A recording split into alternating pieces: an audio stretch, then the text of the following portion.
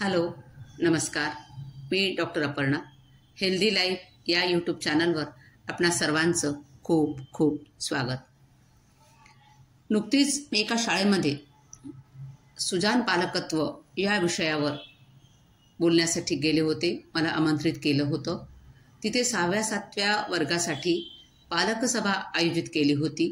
6वी-7वीचे जे विद्यार्थी आहेत त्यांच्या पालकांसाठी पालकसभा आयोजित केलेली होती.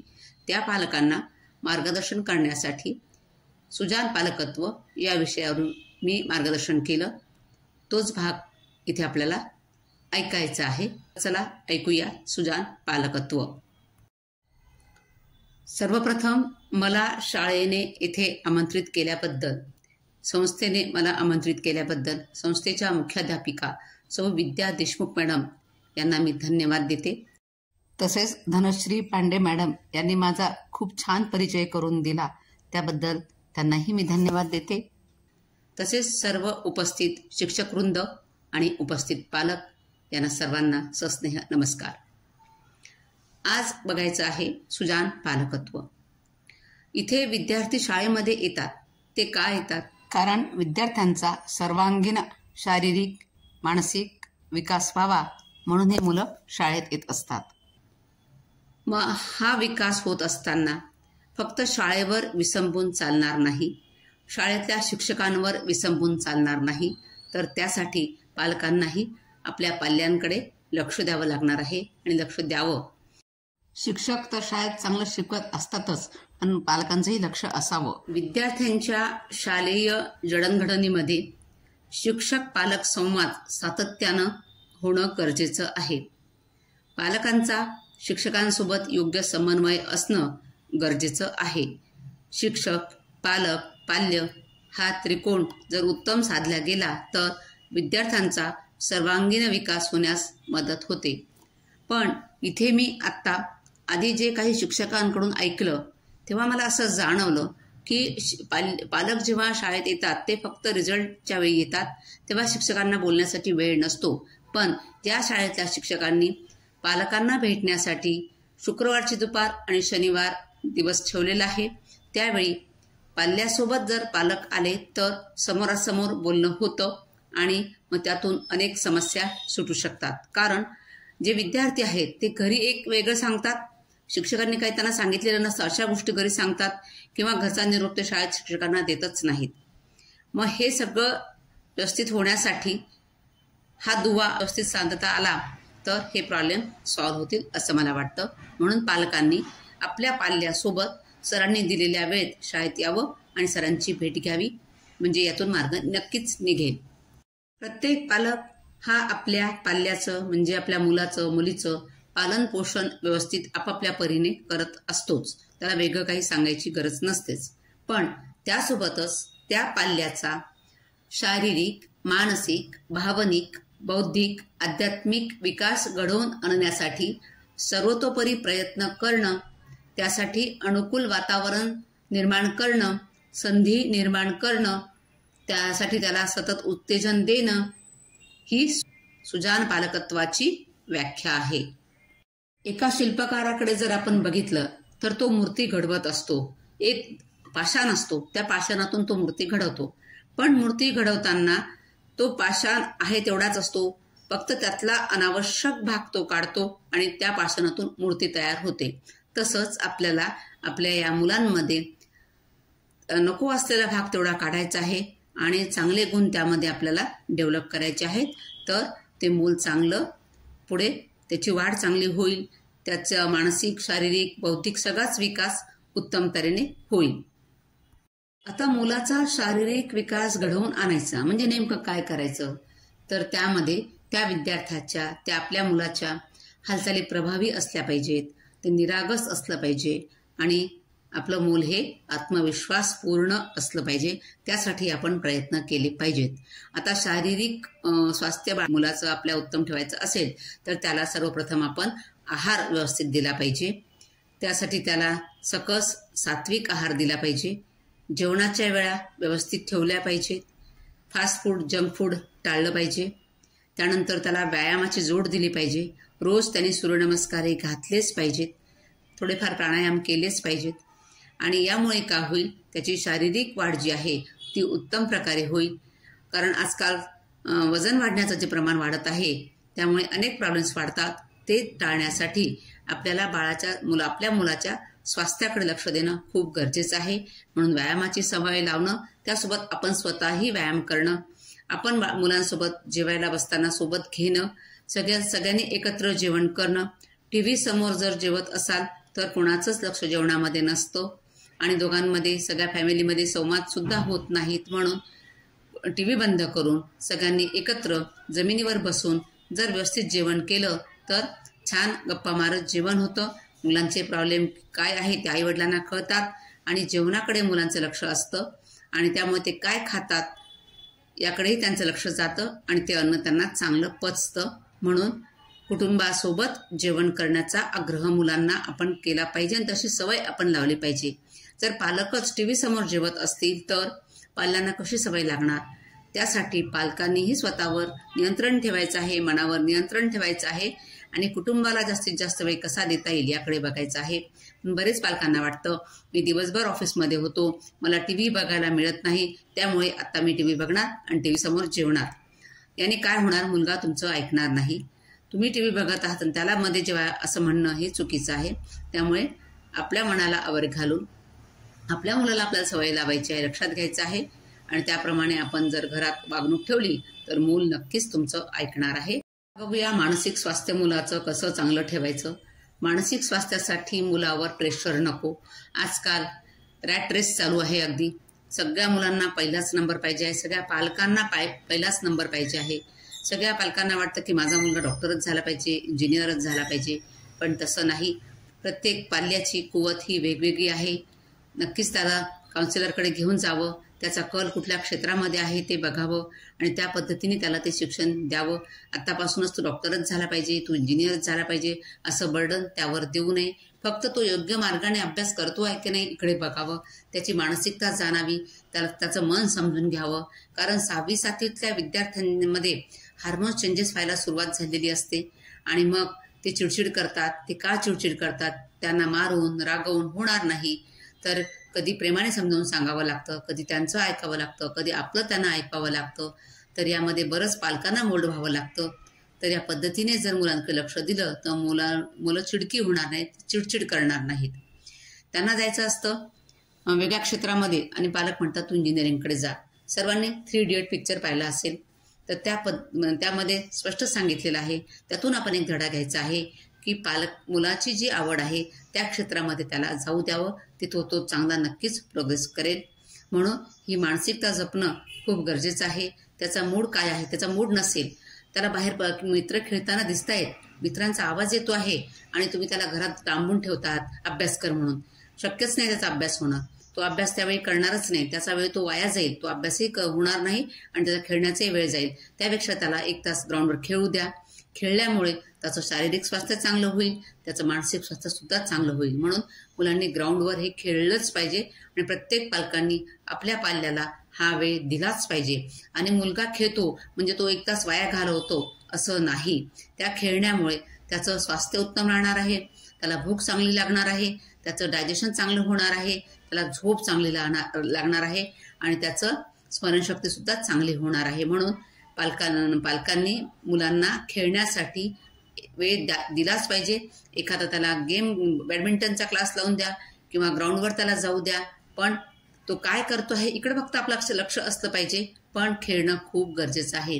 या पद्धतीने आपण त्याचं मन कणखर बनवलं पाहिजे. नाहीतर आत्ताची मुलं बघा, मनाविरुद्ध झालं की लगेच टोकाचा निर्णय घेणार. बरेच शालेय विद्यार्थ्यांनी आत्महत्या केल्याचं आपण ऐकतो. आईने मोबाईल दिला नाही, मोबाईल बघू दिला नाही म्हणून लगेच आत्महत्या. वडील रागावले की घर सोडून निघून जाणार. तर ह्या गोष्टी होता कामा नये. यासाठी आपल्या पाल्याचं मन समजून घ्यायचं आहे, त्याला कणखर बनवायचं आहे. जीवनामध्ये चढ उतार हे येणारच.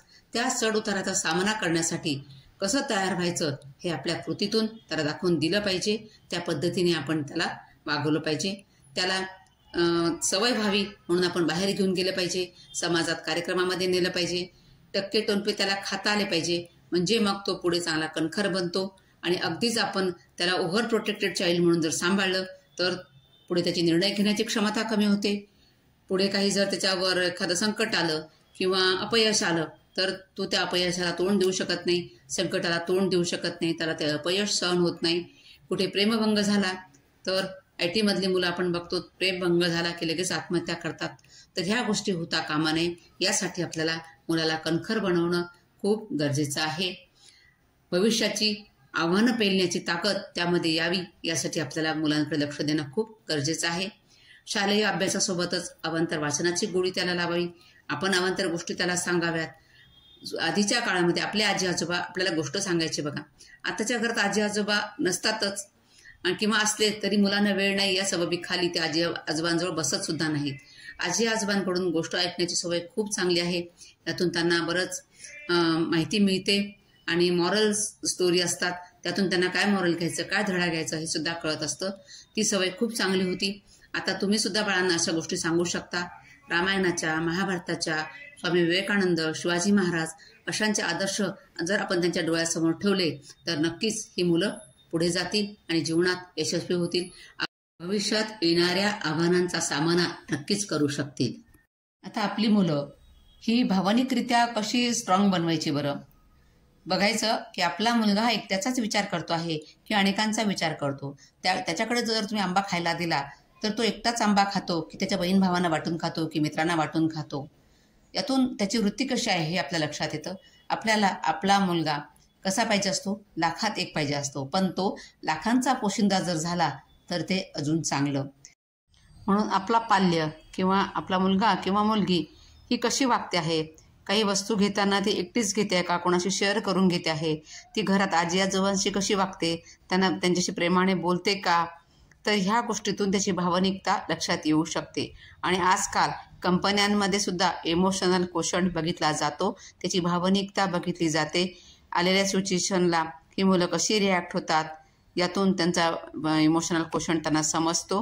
म्हणून हा इमोशनल क्वोशंट जपणं सुद्धा खूप आवश्यक आहे. इतरांबद्दल प्रेमभावना मनात जागृत करणं, त्यांना त्यासाठी मदत करणं गरजेचं आहे. त्यासाठी आईवडिलांना सुद्धा घरात ज्येष्ठांशी चांगलंच वागावं लागेल, सुनेला सासू सासऱ्यांशी चांगलं वागावं लागेल. यातूनच मुलं घडत असतात आणि जसं पेराल तसं उगवेल. आज जसं तुम्ही तुमच्या सासू सासऱ्यांशी वागता आहात, जशी सून वागते आपल्या सासूशी, तसंच ते मूल बघत असतं आणि कसं वर्तन करायचं हे त्या मुलाला कळत असतं. आणि घरातच एखादे वडील जेवण आवडलं नाही म्हणून ताट भिरकावून देत असतील तर मुलगा त्यातूनच शिकतो की एखादी गोष्ट आवडली नाही तर असं रिॲक्ट व्हायचं. तर आपण मुलांना संस्काराचे धडे घरातूनच द्यायचे असतात. आपण कसं वागायचं हे आपण ठरवायचं असतं. दुसरी गोष्ट, खोटं बोलण्याची सवय ही घरातूनच मुलांना लागू शकते. वडील घरात असतात, कोणीतरी त्यांच्याकडे येतं तेव्हा वडील त्याला निरोप द्यायला सांगतात की सांग त्यांना की बाबा घरात नाहीत. मग आता खोटं कसं बोलायचं याचे धडे जर आपणच त्याला देत असू तर वेगळं काय सांगावं याबद्दल. म्हणून आपण आपल्या कृतीमध्ये आधी सुधारणा केली पाहिजे. आपण काय बोलतो, कसं वागतो, काय खातो, आपण केव्हा झोपतो. तुम्हाला जर उशिरापर्यंत जागायची सवय असेल तर मुलंसुद्धा जागतील. त्यामुळे घरात मुलांवर संस्कार करायचे तर सगळ्यात पहिले आपल्याला बदलावं लागतं आईवडिलांना. ही जर काळजी घेतली तर नक्कीच मुलं ही चांगली होतील. शिवाय भ्रष्टाचार, मुलांना पटवून दिलं पाहिजे की भ्रष्टाचार करणं चांगलं नाही. आत्ताच्या या पिढीला जर समजून सांगितलं तर निश्चितच पुढे हे भ्रष्टाचारापासून दूर राहतील. घरातील वातावरण संस्कारक्षम असावं. आता सांगितल्याप्रमाणे मोठ्यांचा आदर, लहानांची कदर करण्याचं त्यांना शिकवावं. आपण घरात शिव्या देऊ नये एकमेकांना. मारझोड तर दूरच, पण शिव्यासुद्धा एकमेकांसमोर म्हणजे मोठ्यांनी देऊ नये. तीच मुलं शिकतात आणि उद्या त्याच शिव्या आपल्याला ऐकवल्या जातात. म्हणून आपण याकडे लक्ष दिलं पाहिजे. मुलाचा बौद्धिक विकास कसा घडवून आणायचा तर त्याच्याशी संवाद साधणं, त्याच्याशी सतत बोलणं, त्याला अवांतर वाचायला देणं, त्याला गोष्टी सांगणं, त्याला अभ्यासाची गोडी लावणं, त्याला संस्कृत पाठांतर करायला लावणं, संस्कृत श्लोक त्याच्याकडनं म्हणून घेणं. तर या सगळ्या गोष्टीमुळे त्याची बुद्धिमत्ता वाढणार आहे. या सगळ्या गोष्टींचा एकदा त्याला आत्मविश्वास निर्माण झाला की तो नक्कीच जीवनामध्ये यशस्वी होणार आहे. आणि आध्यात्मिकदृष्ट्या कसं त्याला विकसित करायचं तर थोडी अध्यात्माची जोडसुद्धा आपण जीवन जगताना दिलं पाहिजे. त्यामध्ये आतमध्ये प्रगाढ शांतता मिळत असते. मग मन चलबिचल होत नाही. एकाग्रता करण्यासाठी आपल्याला थोडी कुठेतरी शांतता मिळणं आवश्यक आहे. कुठेतरी विश्वास ठेवणं गरजेचं आहे. विश्वामध्ये ईश्वरी शक्ती आहे, तिच्याशिवाय झाडाचं पानसुद्धा हलत नाही. त्या शक्तीवर आपण विश्वास ठेवला पाहिजे. तसा जर विचार केला तर आपल्याकडनं वाईट कृत्य घडणार नाही. घरात स्वयंपाक केल्यानंतर देवाला नैवेद्य दाखवल्याशिवाय अन्न घेऊ नये हा संस्कारसुद्धा मुलांना एक शिस्त लावतो, एक ईश्वराप्रती समर्पण करण्याची वृत्ती निर्माण करतो की मी जे काही करतो आहे ते ईश्वराला अर्पण करायचं आहे. अन्नसुद्धा मी ईश्वराला अर्पण करतो आणि मग तो प्रसाद म्हणून सेवन करतो. असं प्रसाद म्हणून अन्न जर सेवन केलं तर सात्विकता जोपासते. भगवद्गीतेमध्ये सुद्धा आहाराचे मनाचे 3 प्रकार सांगितलेले आहेत. म्हणून सात्विक अन्न जर सेवन केलं तर सात्विकता वाढणार आहे. म्हणून अन्नसुद्धा प्रसाद रूपानेच ग्रहण केलं पाहिजे. मग प्रसाद रूपाने अन्न जर ग्रहण करत असू तर म्हणजे चुकीचं अन्न खाल्ल्या जाणार नाही. आता अन्न सेवन करताना सुद्धा मुलांना आपण चांगल्या सवयी लावल्या पाहिजेत. मग एकाग्रतेने अन्न सेवन करण्याची सवय लावली पाहिजेत. फास्ट फूड जंक फूडपासून दूर ठेवलं पाहिजे. त्यांना पॉकेट मनी देता कामा नये, कारण मुलं पॉकेट मनी घेतल्यानंतर कुठे जातात, काय खातात याकडे आपल्याला लक्ष द्यावं लागेल. म्हणून या वयात पॉकेट मनीची गरज नाही.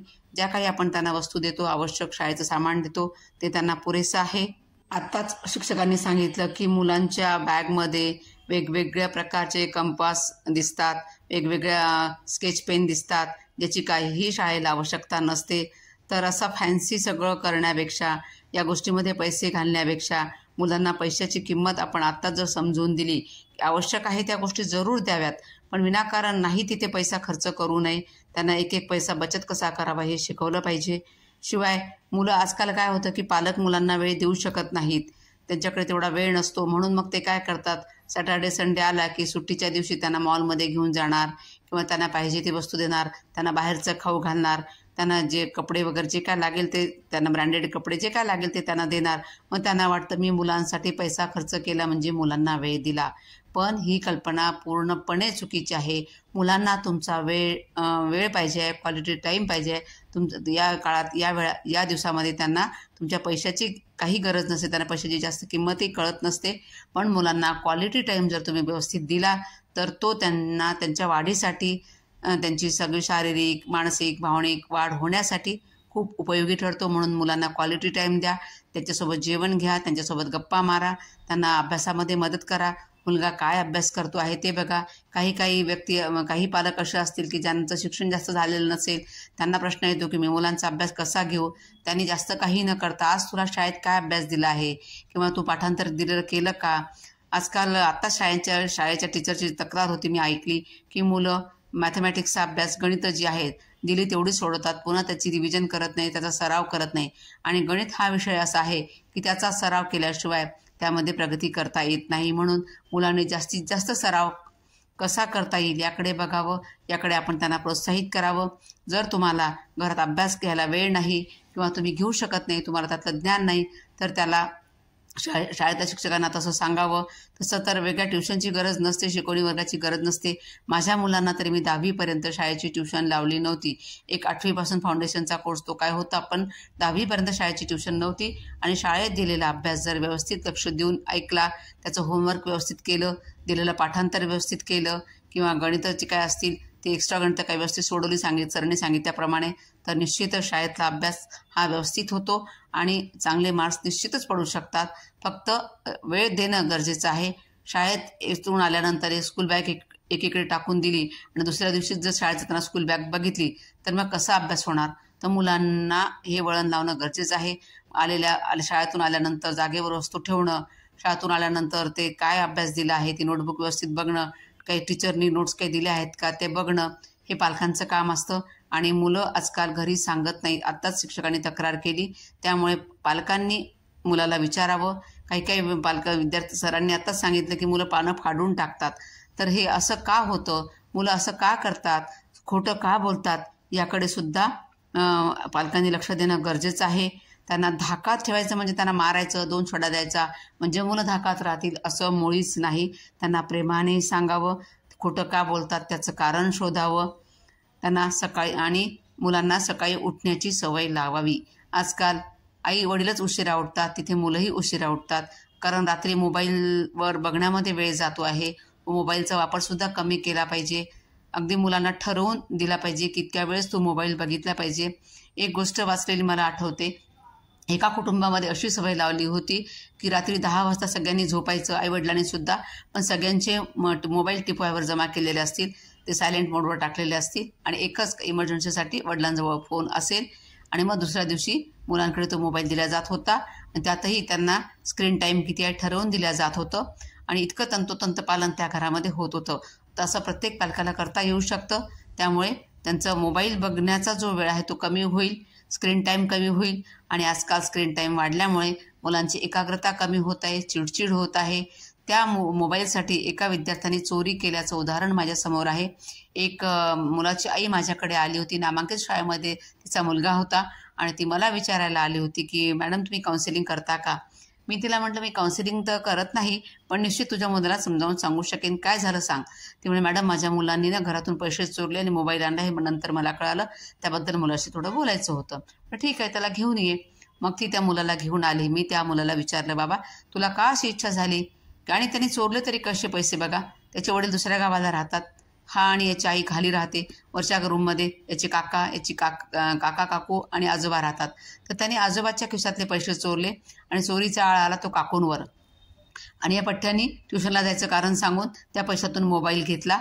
आईला हे नंतर कळालं, पण आईची घालमेल अशी झाली की आता तर कळालं, आता हे आजोबाला कळालं तर कसं होईल, वडिलांना कळालं तर त्याला खूप मार बसेल.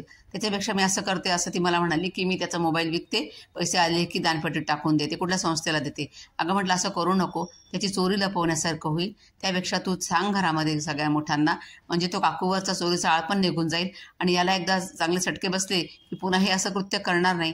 पण माहीत नाही तिने पुढे काय केलं ते. पण त्या मुलाला मी जेव्हा हे विचारलं का रे बाबा तू हे पैसे का चोरलेस, तुला का असं वाटलं की मोबाईलसाठी पैसे चोरावे घरातलेच. तो म्हणे शाळेतल्या 8वीतला विद्यार्थी होता तो सुद्धा. शाळेतल्या मुलांकडे फेसबुक असतं आणि माझ्याकडे मोबाईल नाही, मला फेसबुक बघता येत नाही, म्हणून मला मोबाईल घ्यावासा वाटला. मग त्याला मी समजावून सांगितलं बाबा हे असं करणं चांगलं नाही. मग 8वीतले मुलं आजकाल बॅगमध्ये काय काय आणतात हे शाळेतल्या सरांनी पण बघितलं पाहिजे. त्यांच्या मध्येच कधीतरी त्यांच्या बॅग चेक केल्या पाहिजे, त्यांच्या बॅगमध्ये काय आहे हे बघितलं पाहिजे. कारण आजकाल मुलं व्यसनाधीन होत आहेत. तिकडे सुद्धा पालकांनी लक्ष दिलं पाहिजे, शिक्षकांनी पण लक्ष दिलं पाहिजे. पण पालकांनी घरातून मुलं निघताना काय त्यांचे उशिरा येतात का, लवकर येतात का, मुलं कितपर्यंत बाहेर असतात हे बघितलं पाहिजे. त्यांची संगती कशी आहे ते बघितलं पाहिजे. कारण या वयामध्ये जर कुसंगती लाभली तर मुलं बिघडण्याचा धोका हा जास्त असतो. म्हणून संगती कशी आहे बघावं. आणि आपण मुलींना म्हणतो की 7च्या आत घरात या, पण मुलांसाठी सुद्धा हे लागू पडतं. मुलं जर 7च्या आत घरात आली तर बाहेर वाईट गोष्टी घडणारच नाहीत. म्हणून दोघांसाठी पण हा नियम ठरवावा की मुलं मुली दोघांनी आपलं काम झालं की घरात असावं, अभ्यास व्यवस्थित करावा, कुसंगती लागू नये याचं वडिलांनी काटेकोरपणे लक्ष द्यावं. एक मुलगा जर बाहेर गेला असेल तर दुरून दुरून लक्ष ठेवावं, हा कुठे जातो काय करतो, तर हे करणं खूप गरज आहे. आणि मुलांना विश्वासात घ्या. यासाठी एक गोष्ट मी सांगू इच्छितो तुम्हाला की एक कलेक्टर होते, ते म्हणजे काल्पनिक गोष्ट असेल कदाचित ही, पण मी एक व्हिडिओ पाहण्यात आला होता माझ्या की एक कलेक्टर असतात, त्यांची मोठी मुलगी IASची तयारी करत असते आणि त्यांची या लहान्या मुलीने सुद्धा IASच व्हावं त्या दृष्टीने प्रयत्न करावेत असं त्यांना वाटत असतं. पण त्या मुलीला तसं रेसचा घोडा बनायचं नसतं. तिच्या जीवनामध्ये तिला वेगळं काहीतरी करण्याची इच्छा असते, पण वडिलांचा आग्रह असतो की नाही तू हेच करायचं. या हट्टापायी त्या दोघांमध्ये खूप वितंड वाद होतात आणि मग ती मोठी मुलगी यांची लाडकी बनते आणि लहान्या मुलीशी सतत भांडणं होतात. इतके भांडणं विकोपाला जातात की दोघांचा अबोला होतो. मग ही वडिलांबद्दल काही बाहेर सांगायचं असते, मी यांना ओळखतच नाही किंवा हे माझे वडीलच नाही, असं इथपर्यंत तिची मजल जाते. एकदा ती क्लासमध्ये खूप दिवस गेली नव्हती. मग हिच्या वडिलांकडे तक्रार आली. हिच्या वडिलांना जेव्हा कळालं की ही का जात नाही, तिने तिथे कारण काय सांगावं, तर माझे वडील वारलेत असं तिने कारण दिलं. मग हे सगळं कंप्लेंट घेऊन तिचे वडील जेव्हा सायकॅट्रिस्टकडे जातात की आता मी काय करू सांगा, माझी मुलगी माझ्याबद्दल बाहेर असं सांगायला लागली. मग ते सायकॅट्रिस्ट म्हटले की ठीक आहे, तुम्ही आलेत, आता तुम्ही तुमच्या मुलीला माझ्याकडे पाठवण्याचं करा. त्यामुळे मी तिच्याशी बोलत नाही, ती माझं ऐकणार नाही. त्यामुळे तुमची मुलगी तिच्याशी बोलत असेल ना, मोठी मुलगी, तिच्यामार्फत निरोप द्या आणि मी काउन्सिलिंग करतो किंवा करिअरसाठी तिला मार्गदर्शन करतो असं सांगा, असं करून माझ्याकडे पाठवा. मग ती मुलगी त्या कारणाने त्या सायकॅट्रिस्टकडे पोहोचते. तिथे मग दोघांचं बोलणं होतं, ते तिला समजावून सांगतात. ते पण म्हणतात की तू असं का वडिलांशी वागते वगैरे, असं इनडायरेक्ट तिच्याशी बोलायला लागतात. ती सांगते की मला रेसचा घोडा बनायचं नाही, मला वेगळं काही बनायचं होतं, पण मला IAS कर म्हणून असं सांगितल्यामुळे मग माझं कुठेच लक्ष लागत नाही आहे. मी हा कोर्स करते, मग मला ते आवडत नाही, मी तो सोडते, धरसोड होत चालली आहे आणि कुठेच मी स्थिर होत नाही आहे. मग ते सांगतात की तू कुठेतरी तुला जे करायचं आहे ते चांगल्या मनाने कर, तू निश्चित यशस्वी होशील. आणि मग असे आणि ते एक असं ॲडजस्ट करून घेतात की दोघंही मुलगी आणि वडील एका वेळी सायकियाट्रिस्टकडे येतील असं योजना करतात आणि दोघंही खरंच एका वेळी तिथे ते येतात. आणि मग तेव्हा ते त्या बोलायला लावतात एकमेकांशी. मुलगी म्हणते मी अजिबात वडिलांशी बोलणार नाही. समोरासमोर दोघं असतात. वडील म्हणतात की सायकियाट्रिस्ट वडिलांना विचारतात की तुम्ही तिच्याशी बोलणार का? ते म्हणतात मी नाही बोललो. मग सायकियाट्रिस्ट वडिलांना म्हणतात की तुम्ही तिला कधी म्हटलं होतं का मी तुला की तुझ्यासोबत आहे म्हणून? तर नाही म्हणतात. ते म्हणे आत्ता म्हणा मग. मग ते तिला जवळ घेतात आणि मुलीला म्हणतात बेटा मी तुझ्यासोबत आहे, तू कुठल्याही मार्गाने म्हणजे चांगली प्रगती कर, मी निश्चित तुझ्यासोबत असेन. असं म्हटल्याबरोबर त्या मुलीला रडायला येतं. वडील मुलीला कवेत घेतात. यामुळे त्या मुलीचा आत्मविश्वास वाढणार आहे. आणि म्हणून आपण आपल्या मुलींना कवेत घेतलं पाहिजे, हक केलं पाहिजे. त्यांचा आत्मविश्वास वाढीस लागतो. म्हणून मुलांना विश्वासात घ्या. ते काय करत आहेत काय नाही हे बघा. आणि मुलांना प्रेरणा कशी मिळेल यासाठी प्रेरणादायी काही व्हिडिओ असतील ते मुलांना दाखवा. किंवा काही व्याख्यानं शहरामध्ये होतात, त्या व्याख्यानमाल्या त्यांना ऐकण्यासाठी प्रवृत्त करा. तर यातून त्यांना प्रेरणा मिळणार आहे. आता या गोष्टीतले आपण पाहिले ते पालक खूप हट्टी होते. तसे पालकांचे प्रकार आहेत ते आपण बघूया. एक आहेत हुकुमशाही पालक, दुसरे आहेत मुक्ताचार पालक, तिसरे आहेत विश्वासार्ह पालक आणि चौथे आहेत निष्काळजी पालक. त्यातले सगळ्यात चांगले कोणते? तर ते विश्वासार्ह पालक. आता जे हुकुमशाही पालक असतात ते कठोर असतात खूप. मुलांना त्यांचं म्हणणं बिनशर्त ऐकावं लागतं.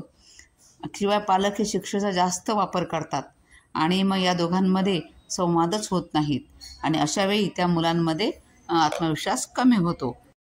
दुसऱ्या पालकांचा प्रकार आहे तो म्हणजे मुक्ताचार पालक.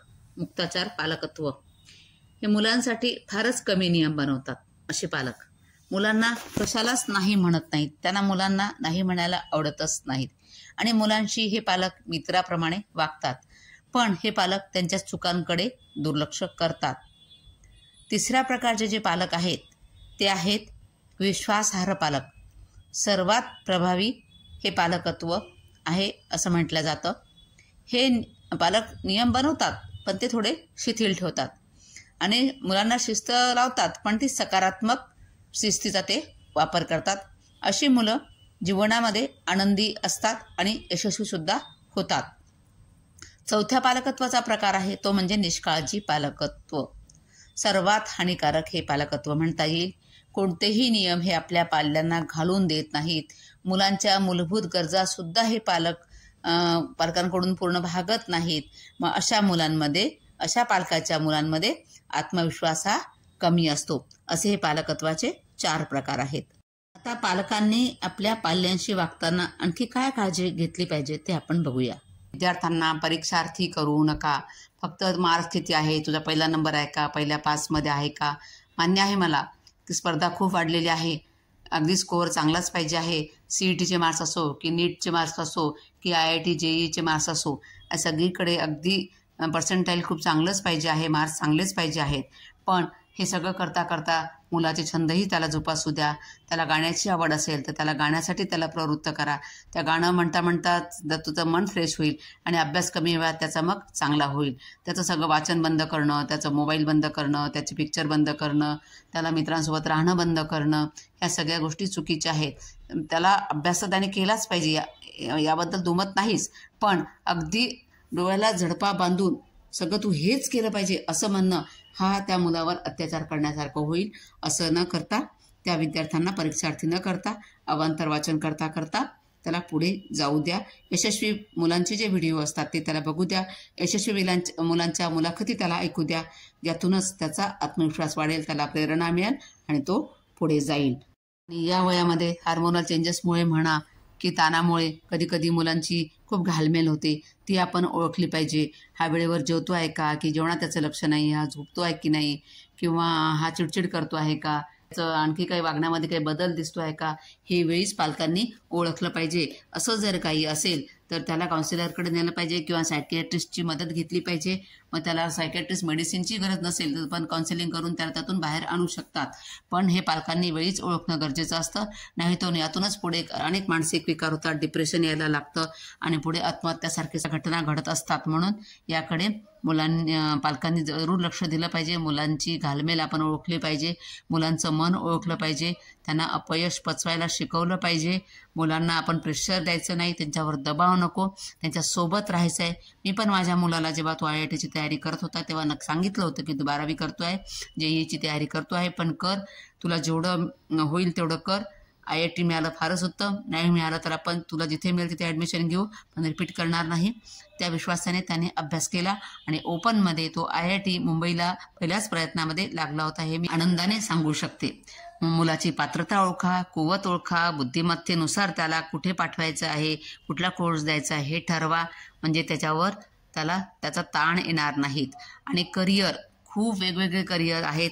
फक्त डॉक्टर साईड एक धरली, मेडिकल आहे, इंजिनिअरिंग आहे, एवढंच IIT एवढंच काही नाही आहे.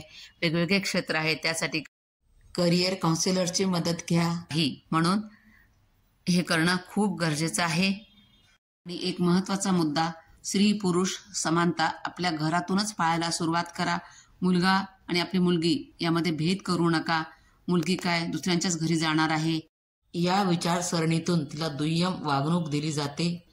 बऱ्याच वेळा मुलींकडे काही घरांमध्ये तिच्या खाण्याकडे पण तिला खाण्याकडे सुद्धा दुय्यम लक्ष दिलं जातं. तिच्या सगळ्या शिक्षणामध्ये सगळ्याच गोष्टीमध्ये तिला दुय्यम स्थान दिलं जातं. तसं न करता मुलगा मुलगी आपण समान वागवले पाहिजेत. घरात जसं मुलीला हक्काने आपण काम सांगतो तेवढंच काम मुलांनी सुद्धा घरात केलं पाहिजे. बाहेरचे व्यवहार जसा मुलगा करतो तसे मुलीने सुद्धा केले पाहिजेत. आणि सगळ्या कामामध्ये मुलगा मुलगी आपण समानच वाढवले पाहिजे. यातून पुढे आपण आज समाजात बघतो आहोत की एक मुलगीच आपल्या आईवडिलांना आधार देत आहे, सांभाळत आहे. त्यामुळे मुला मुलींमध्ये भेद मुळीच करू नका. मुलींशी प्रेमाने वागा, त्यांची अवहेलना करू नका. आणि त्यांना पुढेही लग्न झाल्यानंतर पालकांनी सांगावं की मी तुझ्यासोबत आहे, एकदा लग्न झालं की तू आमची नाही, हे जे खेड्यातून बोललं जातं तसं न करता आम्ही कायम तुझ्यासोबत आहोत हा विश्वास तिला द्या. म्हणजे समोरचे लोक तिच्याशी चांगले वागतील. तिचं संगोपन प्रेमाने करा, चांगले संस्कार करा, म्हणजे ती सुद्धा जीवनामध्ये यशस्वी होईल. आता वळूया बदलत्या जीवनशैलीकडे. तो पॉईंट आपला अर्धवटच राहिला मगाशी. तर रात्री लवकर झोपलं पाहिजे, सकाळी लवकर उठलं पाहिजे. हे आपण लहानपणापासून ऐकत आलो आहोत.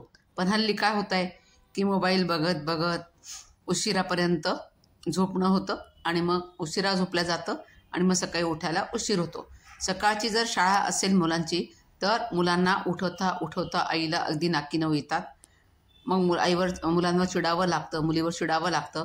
पण ॲक्च्युअली सकाळचं मुलांना उठवणं जे असतं ना ते प्रेमाने उठवायला पाहिजे, म्हणजे त्यांचा दिवस चांगला जातो. सकाळपासूनच आरडाओरड सुरू झाली तर मुलं चिडचिड करायला लागतात. म्हणून मुलांना प्रेमाने उठवावं आणि त्यांना समजावून सांगावं. सगळ्यात पहिले म्हणजे मुलांनी उठल्यानंतर ब्रश करून टॉयलेटला गेलं पाहिजे, कारण प्रातर्विधी आटोपणं सकाळचं खूप गरजेचं आहे. पण मुली सकाळी उशिरा उठतात आणि मग वेळ झाला म्हणून तसंच आवरून शाळेत पळतात. पण ही सवय खूप चुकीची आहे. मग यामुळे मुलांना या वयातच ॲसिडिटी, मूळव्याधसारखे आजार होताना दिसतात. म्हणून अन्नपचन व्यवस्थित होत नाही, परिणामी हिमोग्लोबिन कमी असतं. तर सगळ्यात महत्त्वाचं म्हणजे अन्नपचन चांगलं होणं. त्यासाठी आपलीच 8 तास चांगली झोप झाली पाहिजे विद्यार्थ्यांची. सकाळी लवकर उठलं पाहिजे, त्यांचं जेवण व्यवस्थित असलं पाहिजे. ह्या सगळ्या गोष्टी जर व्यवस्थित असतील तर मुलांचं आरोग्य चांगलं राहील. त्यामुळे मुलांच्या झोपेकडे लक्ष द्यायचं. ते लवकर झोपले पाहिजेत आणि सकाळी आवरण्यासाठी लवकर उठले पाहिजेत, तरच व्यवस्थित त्यांचं आवरणं होईल. काही दूध वगैरे पिणं व्यवस्थित होईल आणि ते व्यवस्थित शाळेत जातील. डब्यामध्ये सुद्धा आईने व्यवस्थित डबा दिला पाहिजे मुलांना. कंटाळा येतो म्हणून काहीतरी नाही द्यायचं, कारण मुलांचे हे वाढीचं वय असतं, मुलींचं वाढीचं वय असतं. त्यामुळे योग्य तो आहार मुलींना गेलाच पाहिजे आणि दिलाच पाहिजे. त्यानंतर मुलांना योगासन प्राणायामाचं महत्त्व पटवून द्यावं. आपण घरात जर त्यांच्यासमोर योगासनं करत असू, व्यायाम करत असू तर मुलंही नक्कीच करतील. त्यामुळे त्यांना सूर्यनमस्काराची सवय लावावी आणि प्राणायाम करताना दीर्घ श्वसनाचा प्राणायाम त्यांच्याकडनं करून घ्यावा. दीर्घ श्वसन म्हणजे डीप ब्रिदिंग, ॲबडोमिनल ब्रिदिंग. 1 2 3 जर श्वास घेतला असेल तर 1 2 6 हा बाहेर सोडायचा आहे. म्हणजे घेतलेल्या वेळापेक्षा दुप्पट वेळामध्ये बाहेर सोडायचं आहे. पूरक 1 2 3 वेळात केलं असेल तर रेचक 1 ते 6 या वेळामध्ये करायचं आहे. आणि थोडं मेडिटेशन म्हणजे वेगळं काही खूप ताण देण्याची गोष्ट नाही आहे. विद्यार्थ्यांना समजेल अशा भाषेत सांगते की पालकांना सांगता येईल त्यांना. मेडिटेशन म्हणजे फक्त आपल्या श्वासावर लक्ष केंद्रित करायचं. मन खूप चलबिचल असतं, सतत मनामध्ये विचार चालू असतात. त्या मनाला एका जागेवर स्थिर ठेवणं म्हणजेच काय, ध्यान. म्हणजे फक्त आपण आपल्या श्वासावर लक्ष ठेवायचं आहे. येणारा जाणारा श्वास जर आपण बघत गेलो तर हळूहळू मन निर्विचार व्हायला लागतं. त्याला खूप दिवस लागू शकतात, पण प्रयत्न करायला हरकत नाही. आणि असं निर्विचार मन व्हायला बरेच दिवस सराव लागतो ध्यानाचा. पण नियमितता ठेवलीच पाहिजेत. रोज 10 मिनटं 15 मिनटं का होईना आपण शांततेने बसलं पाहिजे. तर मुलांची एकाग्रता चांगली वाढेल. आणि मुलांना एकाग्रतेसाठी मी अजून एक सल्ला देईल की योगिक क्रिया आहे ती त्राटक ती जरूर करावी. त्राटक यूट्यूबवर उपलब्ध आहे. माझाही एक व्हिडिओ आहे, तो तुम्ही बघू शकता. आणि या वयामध्ये मुलांना लैंगिक शिक्षणसुद्धा दिलं पाहिजे. या वयामध्ये मुलींची पाळी येण्याचा हा पिरियड असतो. कोणाला 10व्या वर्षी, 11व्या, 12व्या अशा वेगवेगळ्या वयात ही पाळी येते. पण हे मुलींना समजावून सांगितलं पाहिजे की मासिक पाळी म्हणजे काय असतं, मासिक स्राव कसा असतो, काय काळजी घ्यायची हे सांगावं. मुलांना सुद्धा समजावून सांगण्याची गरज आहे. असं नाही की फक्त मुलींनाच सांगितलं पाहिजे. मुलांनाही वयात होणारे जे बदल आहेत ते काय असतात हे वडिलांनी आवर्जून सांगावं. बस इथेच थांबते. आणि संस्थेने मला ही संधी दिल्याबद्दल मी पुन्हा आभार मानते. आणि आपण पालकांनी माझे एक सुजाण पालकत्वावर मी जे काही विचार मांडले ते आपण शांतपणे ऐकून घेतले त्याबद्दल सर्वांना धन्यवाद.